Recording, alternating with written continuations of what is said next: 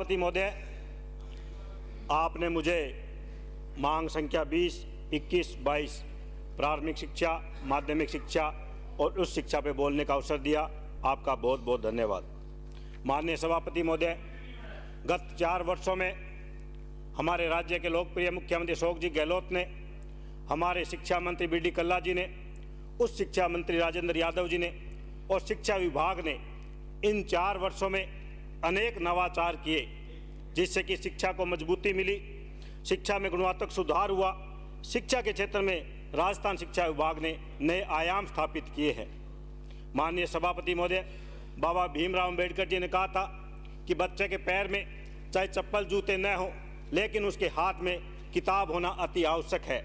शिक्षा के ही माध्यम से, शिक्षा से ही चाहे वो व्यक्ति हो, परिवार हो, समाज हो या देश हो, उनकी नींव मजबूत होती है। इन 4 वर्ष में जो हमारी सरकार ने जो शिक्षा में नवाचार किए हैं, उसके माध्यम से आज पूरे राजस्थान में हमारे बच्चों का, अभिभावकों का राजकीय विद्यालय के प्रति विश्वास बढ़ा है।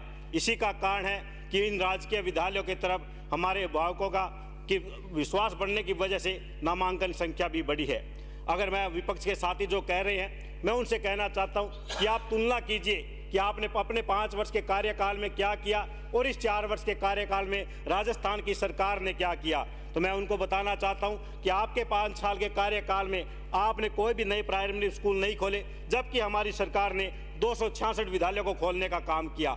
आपके कार्यकाल में मात्र 178 स्कूलों को क्रमोन्नत, प्राइमरी स्कूलों को क्रमोन्नत करने का काम किया। वहीं हमारी सरकार ने 1453 स्कूलों को प्राइमरी से उच्च प्राइमरी में करने का काम किया। आपकी उसमें अपर प्राइमरी सेकेंडरी में मात्र 360 स्कूलों को क्रमोन्नत करने का काम किया। वहीं हमारी सरकार ने 1127 स्कूलों को क्रमोन्नत करने का काम किया।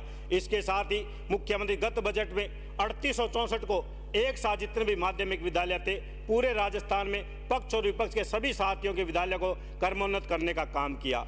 आज माननीय सभापति महोदय, एक गरीब परिवार का बच्चे का सपना था कि वह वो बच्चा जो बढ़ती महंगाई में जो प्राइवेट स्कूलों में फीस अत्याधिक बढ़ती थी, वो उस अंग्रेजी माध्यम में नहीं जा पा रहा था और उसके पड़ोस का बच्चा इंग्लिश मीडियम के स्कूल में जा रहा था। उनके बच्चे को सपने का साकार करने का काम किया तो हमारे लोकप्रिय मुख्यमंत्री अशोक जी गहलोत ने काम किया। आज विपक्ष के साथी कह रहे हैं कि इंग्लिश मीडियम में आपने क्या किया, लेकिन मैं उनको कहना चाहता हूं, जो बच्चा जो जन्म लेगा वो चलेगा भी और दौड़ेगा भी। आपको आगे जाके एहसास होगा कि मुख्यमंत्री जी का फैसला एक क्रांतिकारी फैसला है, जो आगे जाके राजस्थान के उज्जवल भविष्य को आगे ले जाने का काम करेगा। आज हम चाहे प्राइवेट सेक्टर की बात करें, चाहे सरकारी सेक्टर की बात करें या किसी भी क्षेत्र की बात करें, आज अंग्रेजी भाषा का आना अत्यंत आवश्यक है। इसी के आगे देखते हुए मुख्यमंत्री जी ने क्रांतिकारी फैसला किया है। माननीय सभापति महोदय, हमें दुख होता है आज के इस दौर में जब भी सरकारें आई, उन्होंने पाठ्यक्रम को बदलने का काम किया।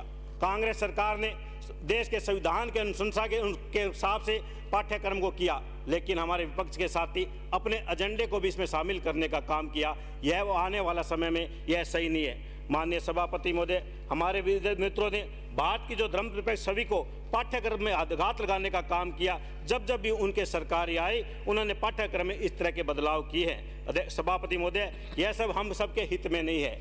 महात्मा गांधी जी ने कहा था, शिक्षा के माध्यम से हम आगे बढ़ सकते हैं। शिक्षा ही वो एक सा हथियार है जिसके माध्यम से हम बड़ी से बड़ी लड़ाई को हम लड़ सकते हैं। माननीय सभापति महोदय, हमारे इस कार्यकाल में जो एक पिछले दिनों एक साथ 5 देशभक्ति गीतों का, जिसमें 1 करोड़ 12 लाख बच्चों ने भाग लेकर जो पूरे वर्ल्ड बुक में नाम दर्ज करवाया, यह भी एक सराहनीय कदम था। इसके साथ साथ जो राजस्थान सरकार ने नो बैग का डे रखा, उसके तहत चेस के दौरान 38 लाख बच्चों ने भाग लिया, उसका भी वर्ल्ड बुक में नाम दर्ज किया गया। इसके साथ जो हमने वार्षिक उत्सव जो प्रत्येक विद्यालयों में शुरू किया, राजकीय विद्यालय में शुरू किए, इससे इसे परिणाम निकला कि उन गाँव के भामाशाहों को उन विद्यालय के प्रति जुड़ाव रहा और जो हमारी ग्रामीण क्षेत्र में जो प्रतिभाएं छुपी हुई थी, उनको भी आगे आने का अवसर मिला और राजस्थान के राजकीय विद्यालयों में भामाशाहों के द्वारा मूलभूत सुविधाओं पूरी करने का काम किया। माननीय सभापति, मैं कुछ बात मंत्री महोदय से कहना चाहता हूँ कि जो भी प्राथमिक विद्यालय है जिसमें 5वीं क्लास तक के बच्चे पढ़ते हैं, छोटी उम्र के बच्चे होते हैं, वो गांव से दूर से विद्यालयों में नहीं जा पाते। जिन गांव में एक ही राजकीय प्राथमिक विद्यालय है, उसको क्रमोन्नत करने का काम करे। इसके साथ साथ आज चतुर्थ श्रेणी के कर्मचारियों के पदों की संख्या कम होती जा रही है, जिसमें विद्यालय में चाहे उनके विद्यालय को खोलने की बात हो, चाहे साफ सफाई की घंटी बजाने की काम हो, यह बड़ी समस्याएं आ रही है। तो चतुर्थ श्रेणी कर्मचारियों की भर्ती करी जाए। तृतीय श्रेणी के स्थानांतरण, जो 15-15, 20-20 साल से दूर अपने घर परिवार से बैठे हैं, एक ऐसी स्थायी स्थानांतरण नीति बनाई जाए जिसके तहत उनके भी ट्रांसफर किए जाए। इसके साथ ही मेरे क्षेत्र में 2013 में कांग्रेस शासनकाल में बाइट खोलने की घोषणा की थी। 2017 में भवन का भी निर्माण हो चुका था, लेकिन आज दिनांक तक बाइट संस्था की परमिशन अनुमति नहीं मिली है, जिससे कि वो भवन जर्जर हो रहा है। मैं मंत्री महोदय से मांग करता हूँ बाइट को खोलने की बात करें। और माननीय सभापति महोदय, जो पूर्व की सरकार ने जिन विद्यालयों को बंद करने का काम किया था, उनमें बहुत से ऐसे विद्यालय थे जिन्होंने भामाशाहों के द्वारा अपने अमूल्य धन को लगाकर बिल्डिंगों का निर्माण किया गया था। आज वो बिल्डिंगें जर्जर हो रही है और भामाशाहों का अपमान भी हो रहा है। मेरा आपसे मांग है, अगर जो स्कूल नहीं खोल पाते वो अन्य गतिविधियों के लिए दिए जाएं तो उसके लिए भी बहुत अच्छा होगा। इसके लिए मेरे क्षेत्र में उच्च प्राथमिक से उच्च माध्यमिक विद्यालयों में जोजासर, दुर्जाना, रातूसर, दूधली, बांगासर, 6 RPM, सोती व ढाणी राइयों को क्रमोन्नत करने की मैं आपसे मांग करता हूं। माननीय सभापति महोदय, मैंने भी अपने विधानसभा क्षेत्र में एक नवाचार किया कि हमारे विद्यालय में जो रोजाना प्रार्थना करते हैं, बाल सभाएं होती है, गर्मी सर्दी बारिश के कारण वो विद्यालय में बच्चे जो परेशानी में आते थे, मैंने 80 से अधिक विद्यालयों में शेड निर्माण का कार्य किया, जो कि एक हॉल की भी पूर्ति करेगा। और हमारा प्रयास ये रहता है कि मैं ज़्यादा से ज़्यादा विधायक कोटे का पैसा इन राजकीय विद्यालयों में लगाऊं। दूसरी तरफ जो विपक्ष के साथी कहते हैं कि जो सत्ता के विधायक है वो ट्रांसफर पोस्टिंग में पैसे लेते हैं, तो आज इसमें सदन से, पवित्र सदन से कहना चाहता हूँ, मैंने 400 से अधिक जो हमारे 20-20 साल से जुबार बैठे थे नौर विधानसभा क्षेत्र में लाने का काम किया। अगर कोई ये व्यक्ति ये साबित करे कि अमित चाचा ने एक पैसा लिया है, तो मैं राजनीति नहीं विधायक पद से भी इस्तीफा देने का काम कर सकता हूं कि हमने निस्वार्थ भाव से जो बाहर हमारे छोटे भाई और बहन बैठे थे उनको बगैर किसी पैसा लेकर नौर विधानसभा क्षेत्र में लाने का काम हमने किया है। 1 रुपए का कोई भी आरोप नहीं लगा सकता।